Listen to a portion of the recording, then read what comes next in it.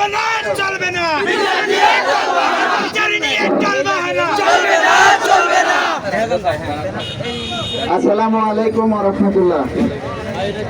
আমি অত্যন্ত ভারাক্রান্ত মন নিয়ে আপনাদের সামনে দুটি কথা বলতে চাই। আজকে আমার এই ভাই যে মারা গেছে, এই সম্পর্কে আমার সম্বন্ধী কিন্তু সম্বন্ধী ছিল না, উনি আমার ভাই, আমার বন্ধুর মতো ছিল। আমি যখন এখানে আসতাম ওর সাথেই আমি ঘুরতাম, আর ওর ছাড়া আমি কারোর সাথে ঘুরিনি। ওরা আমার নিয়ে সবসময় থাকছে, একসাথে এক ঘরে থাকছি, এক বাথরুমে দুই ভাই গোসল পর্যন্ত করছি, এত আমাদের সম্পর্ক।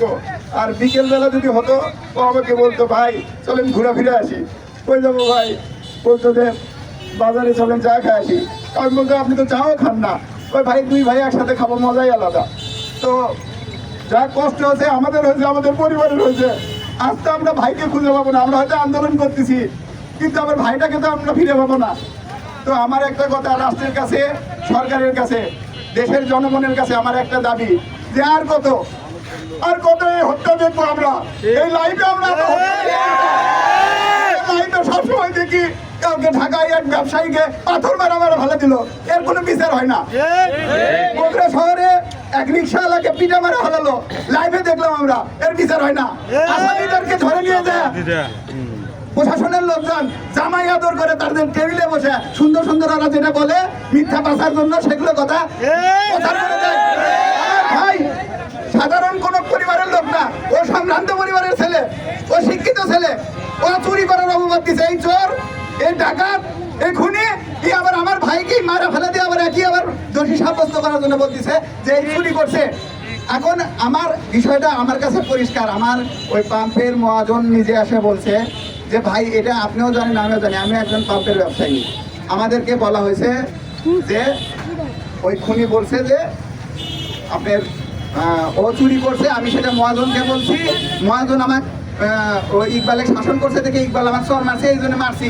কিন্তু ঘটনা এটা না, এখনো মহাজন বাসে আছে, স্টাফেরও বাসে আছে। তাদের মুখ থেকে শোনেন, প্রশাসন যায় শোনেন, সেটাও একটু লাইভে দেখান।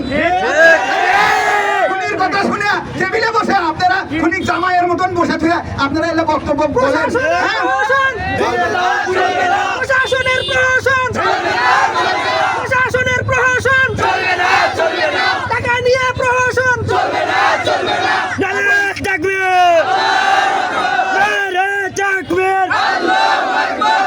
এখন বক্তব্য হচ্ছে আমার একটাই, যে আমরা আর এই খুন দেখতে চাই না।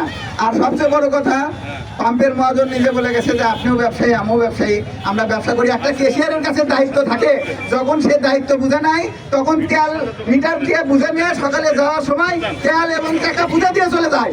তাহলে ওই টাকা চুরি করলো কেমনে? তো আমরা এই শয়তানের দৃষ্টান্তমূলক শাস্তি চাই, এটা এবং প্রকাশ্যে চাই। প্রকাশ্যে যদি খুনের বিচার হয় তাহলে এইরকম খুন আর ভবিষ্যতে হবে না আশা করি। একটা কথা বলতে চাই, যে কোরআনের আইন দিয়ে যদি বিচারটা করা যেত আমাদের দেশে, তাহলে আজকে এইরকম রতনের জন্ম হতো না। রতন প্রতিনিয়ত জন্ম হচ্ছে, আর আমরা স্বাধীন দেশ করতেছি, বারবার স্বাধীন করতেছি। এই স্বাধীন দেশে আমরা কি পাচ্ছি? আমরা ঘুম আসলেও আমরা আমাদের শিওর নাই যে আমরা বাসা থাকবো না, সকালবেলা জায়গা পাবো, এরকম কোনো নিশ্চয়তা আমাদের মধ্যে নাই। তাহলে আমাদেরকে আরো সজাগ থাকতে হবে। প্রশাসনের দৃষ্টি আকর্ষণ করছি, তারা অতি তাড়াতাড়ি আসামি ধরছে, কিন্তু এই বিচার নিয়ে কোনো তালবাহানা আপনারা করবেন না। আপনারা যত তাড়াতাড়ি সম্ভব আমার ভাইয়ের খুনির বিচার চাই। কারণ ভাই আমার একলা খুন হয়নি, গোটা পরিবার খুন হয়ে গেছে। এরকম পরিবার আমরা খুন হয়ে গেছি। ওনার বাবা হাসপাতাল থেকে নিয়ে আসছি, দেখেন ক্যামেরা লাগানোই আছে। তাহলে পুরো পরিবার ম্যাচ হয়ে গেছে। ওর একটা গর্ভবতী বউ আছে, 5 মাসের সন্তান পেটে, এর দায়িত্ব কে নিবে?